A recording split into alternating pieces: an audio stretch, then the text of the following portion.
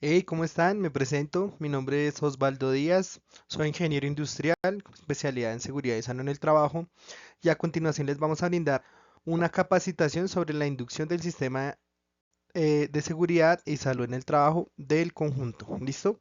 Dentro de ella vamos a visualizar los siguientes temas: política del sistema de seguridad y salud en el trabajo del conjunto, factores de riesgo existentes en el conjunto, conceptos básicos, el plan de emergencias, riesgos prioritarios para el personal, los elementos de protección personal y las normas ambientales. ¿Listo? No olvidemos que este sistema de gestión está reglamentado sobre la resolución 0312 del 2019, que es la norma que nos define los estándares mínimos para el sistema de seguridad y salud en el trabajo. Bien, entonces, mirando el tema de la política del sistema de seguridad y salud en el trabajo, vemos que es compromiso del conjunto definir el alcance y comprometer a todo el conjunto en general. ¿Listo? En este orden de ideas, el conjunto se compromete a identificar los peligros, evaluar y valorar los riesgos para establecer e implementar los respectivos controles y promover ambientes de trabajo seguros. Esto para los contratistas que interactúen dentro del conjunto. Bien. Igualmente, cumplir los requisitos legales y normatividad vigente en materia de riesgos laborales. Es por eso que se les pide a los contratistas planillas de seguridad social, inspector de seguridad y todo lo que tenga que ver con los requisitos legales para nosotros asimismo cumplir con este ítem. Bien, y también proteger la seguridad y salud de todos los colaboradores, contratistas residentes mediante la implementación y mejora continua del sistema de seguridad y salud en el trabajo. Igualmente, el conjunto aplica una política de prevención del consumo de alcohol, tabacos y otras sustancias psicoactivas en la cual el conjunto prohíbe el consumo de alcohol, tabaco o cualquier tipo de sustancias dentro de la ejecución de las labores como contratistas. Bien, esto no aplica obviamente para los residentes, ya que eh, pues ellos son muy aparte de las ejecuciones de las labores de los contratistas. Bien, entonces por ese sentido se prohíbe este término. ¿Listo? También se prohíbe que los coladores se presenten al sitio de trabajo o laboren en estado de embriaguez o bajo los efectos del consumo de cualquier sustancia psicoactiva. El conjunto no tiene medidor de alcoholometría o alcoholemia, pero sí está en la capacidad de decirle al trabajador que se tome un examen de sangre y si se encuentra temas de alcohol dentro de la sangre, se procederá a terminar el contrato. ¿Listo? Igualmente, los colaboradores que estén tomando cualquier medicamento puedan inferir en sus habilidades para realizar sus actividades laborales de forma segura y eficiente, deberán reportarlo de forma anticipada tanto al supervisor como a la persona de seguridad y salud en el trabajo que les está haciendo el acompañamiento o al administrador del conjunto. ¿Listo? Eh, la posesión, uso, distribución o venta de bebidas alcohólicas al interior por parte de los contratistas no está permitido. ¿Listo? Igualmente, el conjunto tiene dentro de sus políticas una de prevención, preparación y respuesta ante emergencias, la cual nos indica a visualizar las vulnerabilidades que puede tener el conjunto mediante las actividades que van a hacer los contratistas, subcontratistas, personal emergente y demás, ¿sí? Y asimismo poder identificarlos y evaluarlos a tiempo, ¿bien? Consolidar las brigadas de emergencia identificando un líder de cada sede, proyecto con su respectiva dotación y aplicar los procedimientos operativos y administrativos preestablecidos para restablecer las condiciones normales de operación. Listo, tengamos en cuenta que dentro del conjunto se encuentran los extintores, botiquines, camillas, los más equipos necesarios para poder atender una emergencia de cualquier índole. Bien.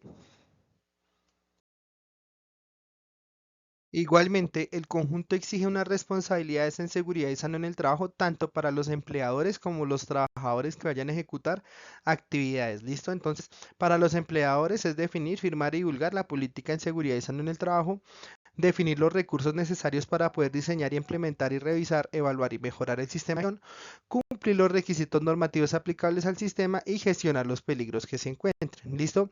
Para ustedes como colaboradores y trabajadores del conjunto, las responsabilidades son procurar el cuidado integral de la salud, suministrar información clara, veraz y completa sobre su estado de salud, cumplir las normas e instrucciones del sistema de gestión del conjunto, informar oportunamente al empleador o contratante acerca de los peligros y riesgos latentes en un sitio de trabajo, participar en actividades de capacitación en seguridad y salud en el trabajo y participar y contribuir en el cumplimiento de los objetivos del sistema de gestión. ¿Listo? Ustedes son un gran apoyo para el conjunto, así que por favor les pedimos su amable comprensión y respaldo frente a estas responsabilidades.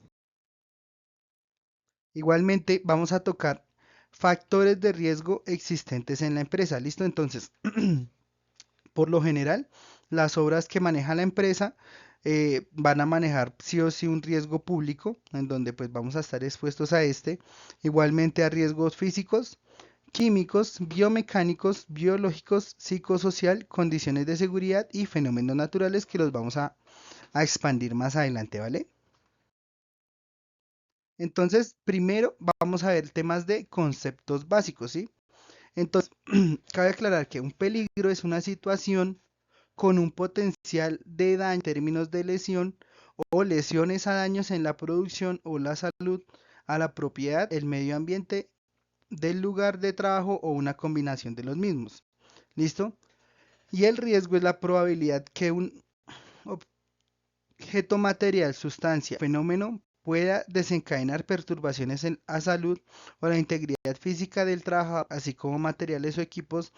¿Listo? Entonces, el piso, vemos acá, por ejemplo, el piso está mojado, ese sería un peligro, ¿sí? Es una situación con potencial daño en términos de lesión, ¿sí? Cuando ya la persona se cae y demás, acepta el riesgo y se ocasiona un accidente de trabajo, que ya lo vamos a ver más adelante. Entonces, para que tengamos esa diferencia, igualmente el riesgo es la combinación entre la probabilidad y la consecuencia, ¿sí? Qué tan probable va a pasar algo y qué tan consecuente va a ser, ¿listo? Entonces, es para que lo tengamos muy en cuenta. Y bueno, pasamos a esto que es acto inseguro, que es todo acto que realiza un trabajador de manera insegura o inapropiada y que facilita la ocurrencia de un accidente de trabajo.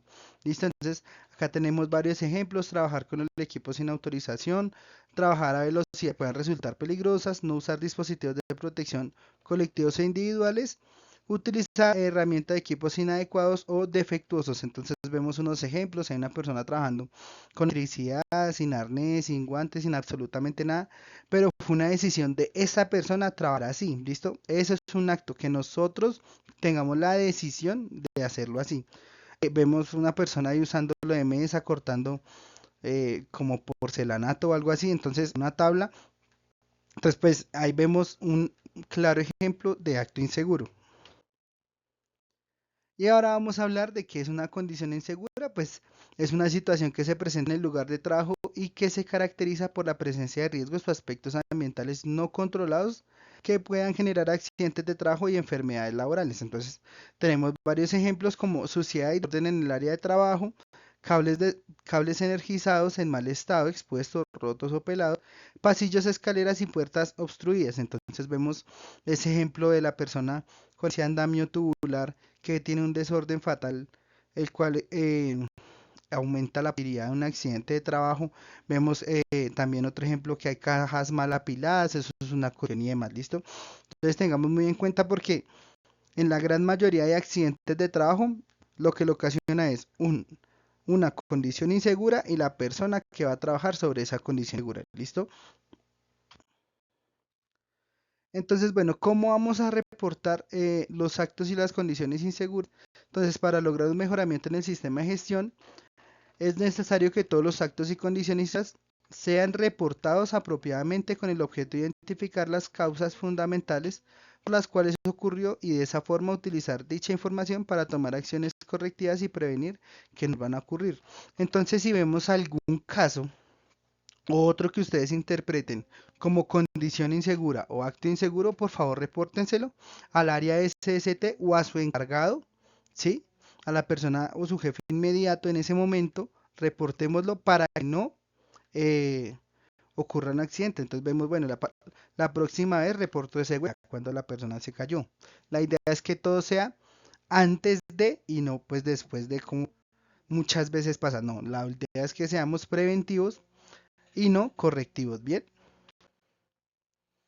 vamos a aclarar que es un accidente laboral. Entonces es todo suceso repentino que sobrevenga por causa o ocasión del trabajo y que produzca en el trabajador una lesión orgánica, una perturbación funcional, psiquiátrica, una invalidez o la muerte. Es también aquel que produce durante la ejecución de órdenes del empleador o contratante durante la ejecución de una labor bajo su autoridad, aún fuera del trabajo. ¿Listo? Igualmente se considera accidente de trabajo el que se produzca durante el traslado de los trabajadores o contratistas desde su residencia a los lugares de trabajo o viceversa, cuando el transporte lo suministra el empleador. ¿Listo? También se considera como accidente de trabajo el ocurrido durante el ejercicio de una función sindical, aunque el trabajador se encuentre en permiso sindical, siempre que el accidente se produzca en el cumplimiento de dicha función. Y se considera accidente de trabajo el que se busca por la ejecución de actividades recreativas deportivas que, que actúe por cuenta o en representación del empleador. ¿Listo? Entonces, para dejar esto un poco más claro, eh, si su merced se encontraba trabajando y le dijeron, no, pues vaya y hágame un favor, su jefe inmediato, el empleador, hágame un favor aquí y cómpreme esto y usted se accidentó, eso se considera un accidente de trabajo. ¿Listo? Igualmente, si la empresa tiene una ruta, ¿sí? O que, sí, que la empresa genere el transporte y se accidentan, eso también se considera un accidente de trabajo. ¿Listo? Igualmente, que la empresa haya organizado por iniciativa propia, más que los trabajadores, porque si los trabajadores organizan un picadito de fútbol o algo así, y algunos se accidenta, se torce un tobillo, se parte una pierna, eso sí no se accidenta, eso no eh, actúa como accidente laboral. Pero si ya va por el empleador, que el empleador organiza ese cotejo, ese partido de fútbol o lo que sea, y alguna persona accidenta, ahí sí entraríamos a hablar de un accidente laboral. Bien, ¿qué es un incidente laboral? Es todo suceso acontecido en el curso del trabajo o en relación con este que tuvo el potencial de ser un accidente que ocurre por las mismas causas que presentan los accidentes, solo que por cuestiones del azar no desencadenaron lesiones en personas, daños y demás. ¿Listo? Entonces un ejemplo típico de un incidente laboral es cuando se derrama algún líquido sobre lo de la oficina que puede llegar a ocasionar un resbalón del trabajador. ¿Listo? Entonces para que lo tengamos muy en cuenta. Igualmente, tenemos un procedimiento para reportar un accidente laboral. Entonces, lo primero que se debe hacer es atender al accidentado, ¿sí? Brindar su primer auxilio y esto lo hacen las personas, sea de seguridad y salud en el trabajo, brigadistas o la primera persona que encuentre o que haya estado acompañando a la persona accidentada de inmediato, ¿listo? Luego se reporta al líder y al SST, ¿sí? Entonces al jefe inmediato, a la persona de seguridad y salud en el trabajo, se reporta para que asimismo se haga un reporte del accidente de trabajo a la ARL, ¿listo?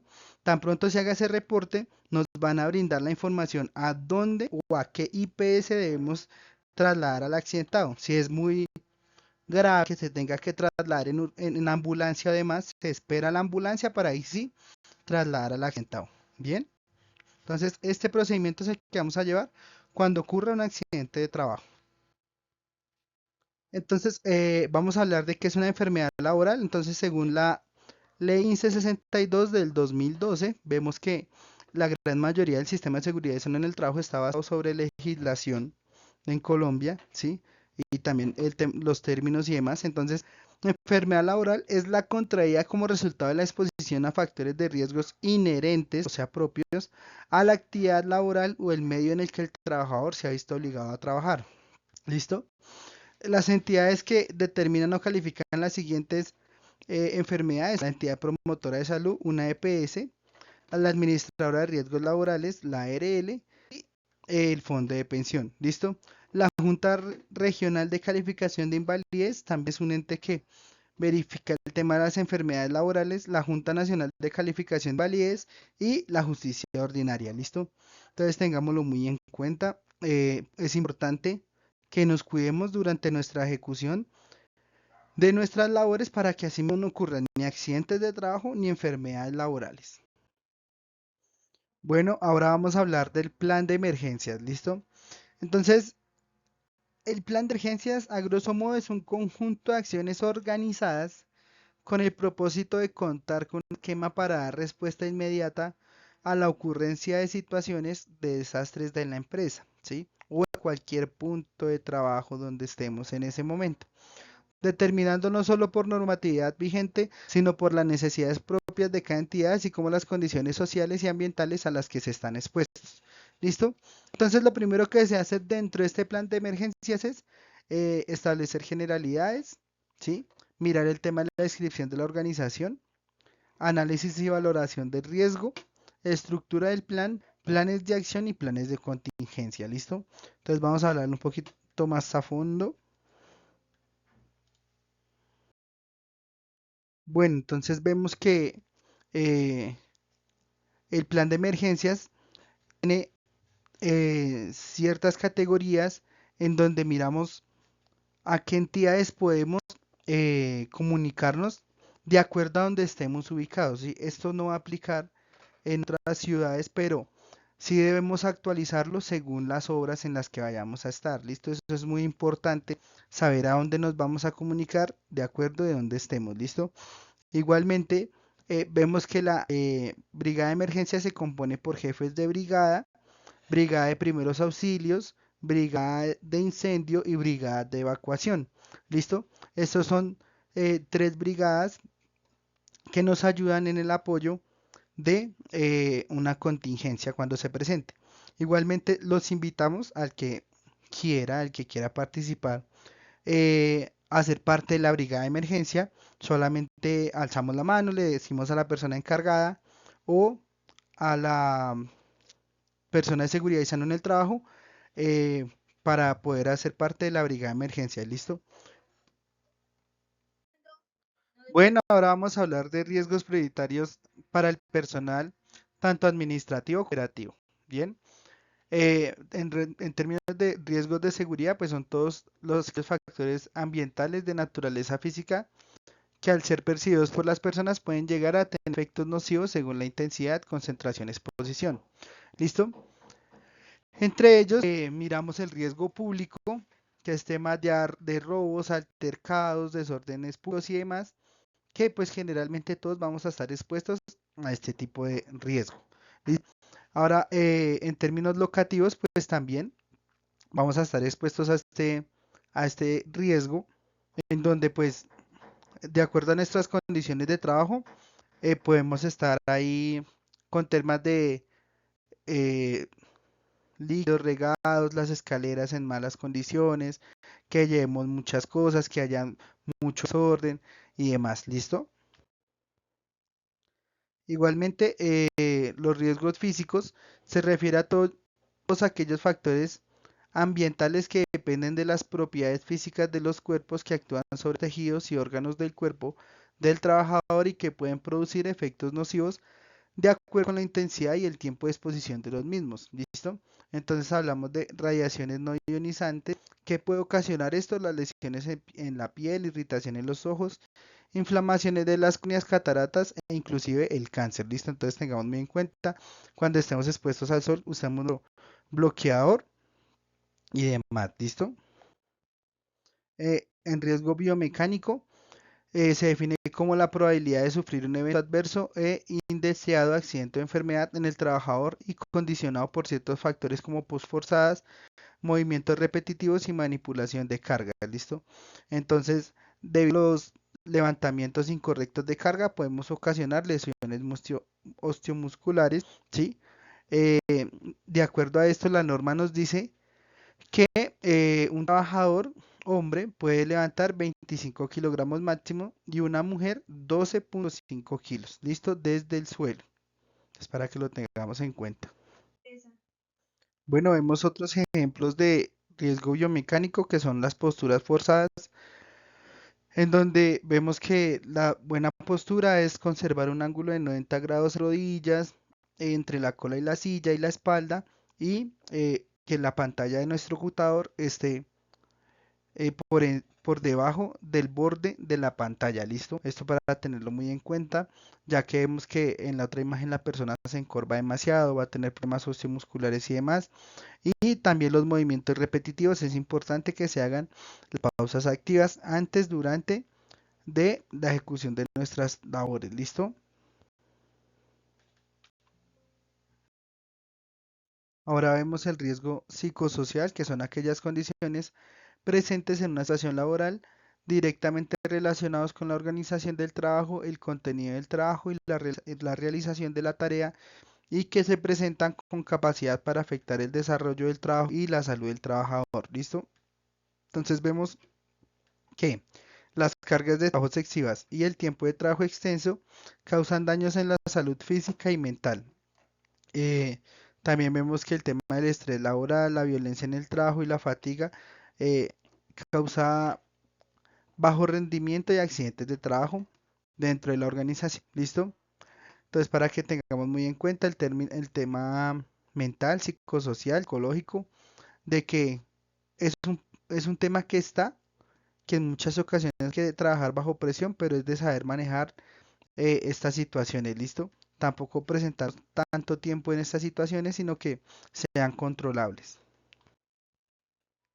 Igualmente vemos un tema de higiene postural, que pues cómo debemos levantar el peso de forma correcta. Entonces dice que primero doblemos las rodillas y pongámonos de rodillas a una altura cómoda, levantar el objeto y acerquelo a su cuerpo y párese empujando hacia arriba con las piernas y los glúteos, que la pierna haga la mayor fuerza para poder levantar el peso. Entonces, como lo decíamos antes, los hombres del piso deben solo levantar hasta 25 kilogramos y las mujeres 12,5 kilogramos. ¿Listo? Eh, Dice que de pie o sentado no vayas a estar encorvado, no lo hagas porque ahí es donde empieza el término de hernias discales y demás, es donde ya pues no aguanta el músculo y se hernia. Igualmente al sentarse tenga en cuenta que su postura durante sus actividades diarias manténgase activo, mantenga un peso saludable, use zapatos cómodos, tacón bajo, asegúrese de que las superficies de trabajo estén a una altura cómoda para usted. ¿Listo? Entonces ves unas imágenes donde hay ciertos casos de cómo debemos y no sentarnos bien. Los riesgos prioritarios del personal, entonces vemos los riesgos de seguridad, que son el riesgo eléctrico, en donde podemos ocasionar pues electrocución o la muerte, y los trabajos en alturas, que son trabajos de alto riesgo, pueden causar traumas, invalidez o también la muerte. ¿Listo? Entonces tengamos muy en cuenta los controles específicos de estas actividades, uso de elementos de protección personal y para trabajo en alturas, uso de elementos de protección personal, pero también los equipos de protección contra caídas, arneses, esligas y demás, que el coordinador de alturas verifique para la actividad. Bien, sin un coordinador de alturas no podemos hacer trabajo en alturas. El coordinador es quien evalúa las condiciones de seguridad para la actividad. Bien, entonces vamos a mirar los elementos de protección personal de acuerdo a nuestra área. ¿Listo? Entonces, ¿qué es un elemento de protección personal? Son elementos diseñados para actuar como barrera que protege el cuerpo del trabajador de uno o varios riesgos. Se utiliza cuando es imposible eliminar la exposición a los riesgos y mediante medio laboral o durante el trabajo. ¿Listo? Entonces, uno de los más importantes es el casco de seguridad con barbuquejo. ¿Sí? En muchas obras se ve que las personas van sin barbuquejo y a ocasiones se caen, se les cae el casco y terminan rompiéndose la cabeza aún teniendo casco. ¿Listo? Entonces, este casco se utiliza con el propósito de evitar golpes en la cabeza por consecuencia de la caída de objetos y riesgo de contacto con líneas energizadas. ¿Listo? Igualmente, el protector auditivo moldeable de inserción se utilizan en tareas donde haya exposición continua a niveles de presión sonora mayor a 85 desniveles. Las botas dieléctricas o botas de seguridad ofrecen protección a la parte anterior del pie del trabajador. En el caso de golpes o caídas de objetos sobre dicha zona, también protegen de pinchaduras, cables o conexiones eléctricas expuestas, deslizamientos y demás. ¿Listo? Las gafas de seguridad cuentan con guardalaterales superior e inferior, de manera que protejan las partículas de un impacto proyectadas hacia nuestros ojos. ¿Listo? Igualmente, si ya es muy grande el impacto que va a tener el material, podemos usar una careta protectora que resiste proyectiles tales como virutas de madera, metálicas y trozos de ramas y tallos. ¿Listo? Igualmente el tapabocas, de acuerdo a la actividad, evita que se filtren polvos o ciertas partículas contaminantes, ya que si es algo más especializado usaremos máscaras de humos o con filtros para polvos o filtros de pinturas y demás. Vemos los guantes de cuero de baqueta que se utilizan para el manejo de abrasivos y ásperos, además de evitar que entre polvo o suciedad. Y los guantes de poliuretano resisten los riesgos mecánicos, garantizando una importante maniobrabilidad, ergonomía y comodidad. Aseguran un agarre sin contratiempos en ambientes secos o húmedos. ¿Listo? Vemos los elementos de protección personal contra caídas. Entonces los que le mencionaba anteriormente, importante tener su arnés de seguridad en la parte de un sistema, es una parte del sistema o equipo de protección para proteger al trabajador frente a caer con un sistema de posicionamiento, argollas para permitir el amarre y así mantener las manos libres para restringir la exposición a bordes donde exista riesgo de caída. Vemos la Lingan también que posee 3 puntas de anclaje que le permiten al usuario desplazarse anclado alternando uno a uno los extremos de la linga. ¿Listo? Entonces es importante siempre tener nuestro equipo de protección contra caídas.